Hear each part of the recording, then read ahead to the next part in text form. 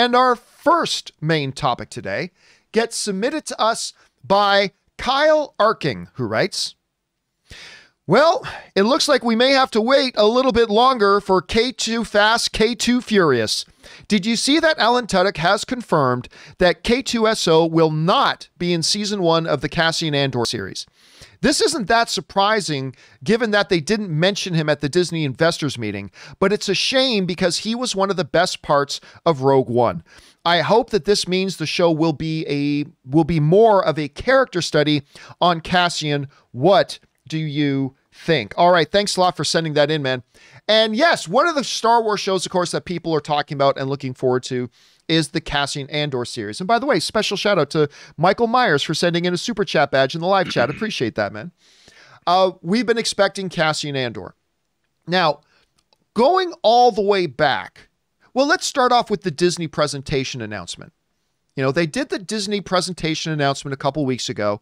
And when they were talking about Cassian Andor, of course, they didn't mention Alan Tudyk coming back to do the character of K-2SO.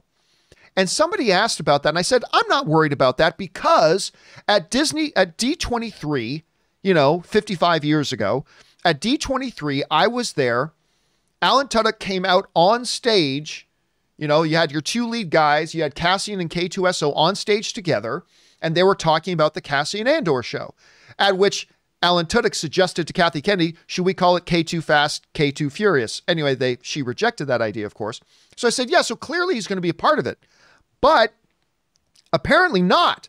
This comes to us from Alan Tudyk himself, who says the following: they're shooting it right now. That's the Cassian Andor show, and I'm not in it. But if it stays on the air, in other words, if there's going to be a season 2, stories keep getting told. I'll end up in there. I'm going to be in the show. It's just that the story that Tony Gilroy is telling doesn't involve K-2SO until later on.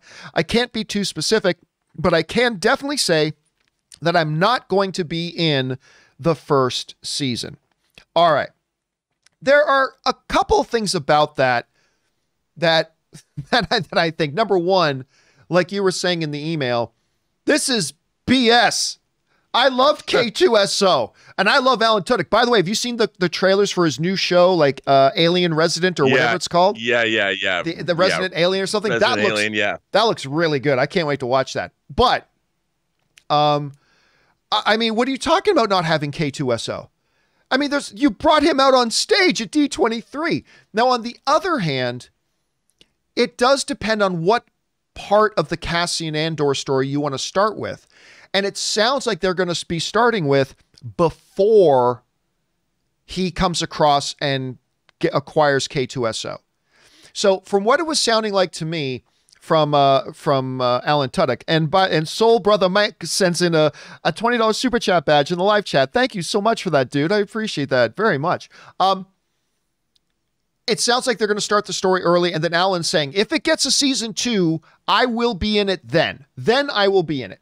So, Rob, I'm kind of torn on this. On the one hand, I get it. Actually, yeah. You want to start a little closer to the beginning of the story for Cassian Andor when K-2SO probably wasn't in his life.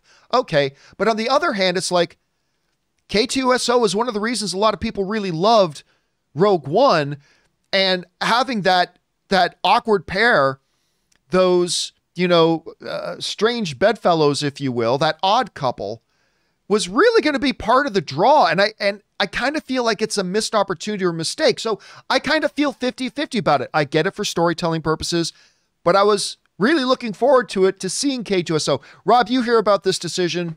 What are your thoughts on this? Well, K-2SO is still working for the Empire. We have to have the story where he's reprogrammed and they absconded with him and made him theirs. So I would think that would be something that would come probably at the end of the season. It'd lead into season 2 and working up to it. I think because that's the obvious question about the show is, hey, when's K-2SO going to show up? I'm okay with that. Good things come to those who wait. You don't think there's a marketing mistake here? No, because people know, you can't have like I would like to see how Cassian Andor wound up fighting for the rebellion, and K-2SO is an Imperial droid. So there's got to be probably a great story to tell there, and I want to see that story. How do they? I just hope they don't tell it in like the first 10 minutes like they did with Han and Chewie. By the way, you know, I like the way they told the story with Han and Chewie. I did, but it was too, you know. I would say this too, like with all the great thing now, whenever you ask or start talking about Alan Tudyk, a lot of people obviously want to go and start talking Firefly. Understandably so, he was great in that. But when I think of Alan Tudyk, the show I immediately go to, and Rob, I don't know if you've ever watched this show, but I think it was called Powerless. I think that was the name of the show. Yeah. And it was a DC show. And it only lasted one season. It was on just a couple of years ago. Vanessa Hudgens was the main star of it.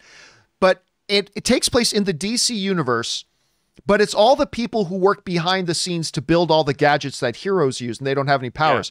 Yeah. And Alan Tudyk plays Bruce Wayne's idiot younger cousin, Van Wayne.